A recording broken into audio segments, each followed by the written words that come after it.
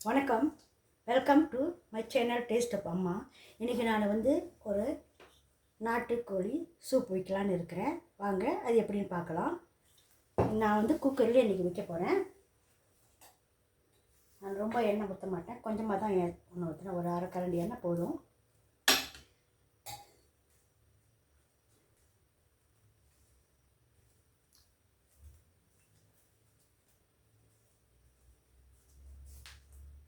அதுக்கு கொஞ்சம் பட்டை, ஒரு 4 கிராம்பு, ஏலக்காய், பெருஞ்சீரகம், இவ்வளோ தான் ஜாமான் போட்டுக்கணும்.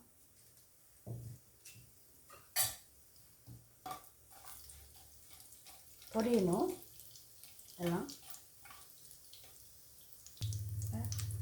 காஞ்ச மிளகாய் சேர்த்துக்கணும். அதுக்கு இடையில் நம்ம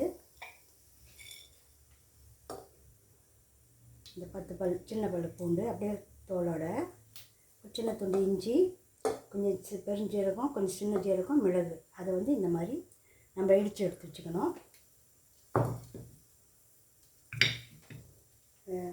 சூடாயிடுச்சு. நம்ம சின்ன ஒரு அரை வெங்காயமும் கொஞ்சம் மிளகாவும் சோப்பு மிளகாய் வச்சுருக்கேன்.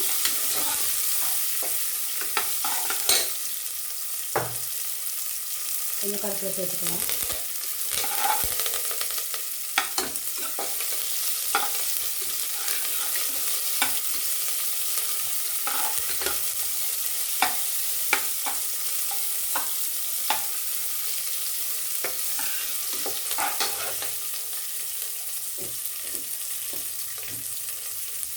கொஞ்சம் உப்பு சேர்த்துக்கலாம்.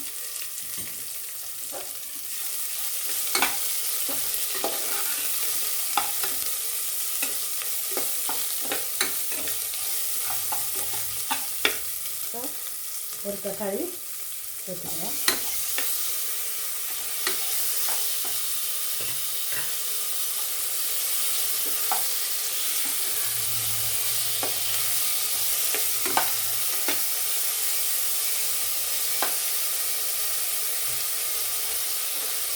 தக்காளி நல்லா வேகணும்.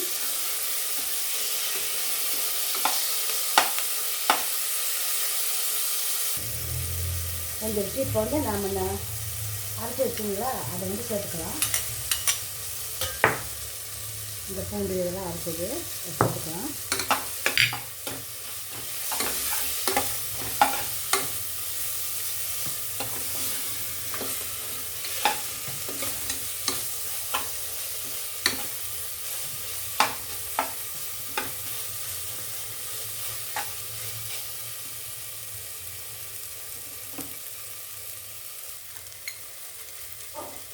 ஒரு 1/4 டீஸ்பூன் மஞ்சள் தூள் சேர்த்துக்கலாம். ஒரு 1/4 டீஸ்பூன் மிளகாத்தூள் சேர்த்துக்கலாம். அதோட இந்த நாட்டுக்கோழி சேர்த்துக்கலாம்.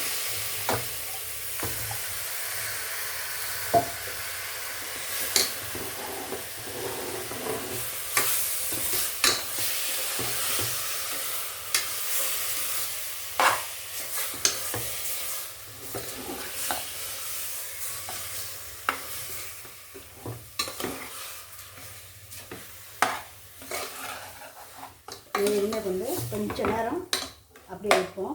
லேசாக மூடி போட்டு கொஞ்சம் வேகட்டும்.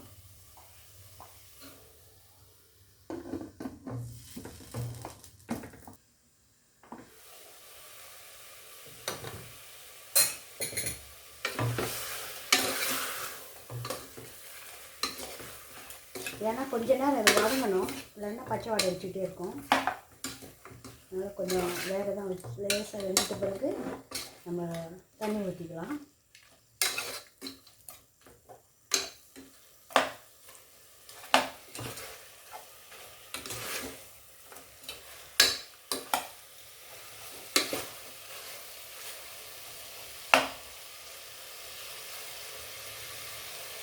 வதங்கிடுச்சு. இப்போ நம்ம தேவையான அளவு தண்ணி ஊற்றிக்கலாம். எனக்கு தேவையான அளவுக்கு நான் ஊற்றுறேன். இவ்வளோ போதும். சிக்கன்லேருந்து தண்ணி வேறு வரும். இப்போ கொஞ்சம் உப்பு சேர்த்துக்கலாம். ஏற்கனவே போட்டிருக்கு, இருந்தாலும் கொஞ்சம் தேவையான போட்டுக்கலாம்.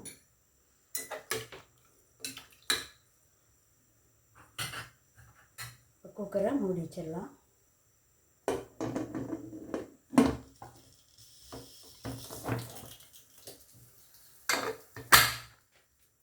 ஒரு உங்கள் விருப்பப்படி எப்படி வேணாலும் எத்தனை விஷயம் உங்கள் குக்கரை செய்யுமோ அந்த மாதிரி செஞ்சுக்கிங்க.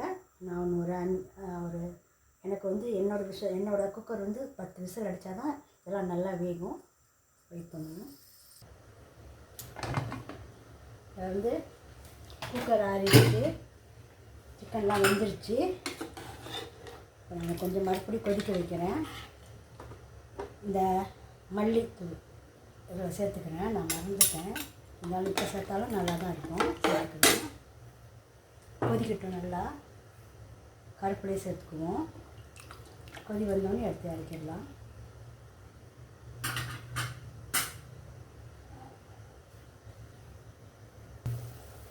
நல்லா தளதளன்னு கொதிக்குது. சிக்கன்லாம் வெந்துருச்சு.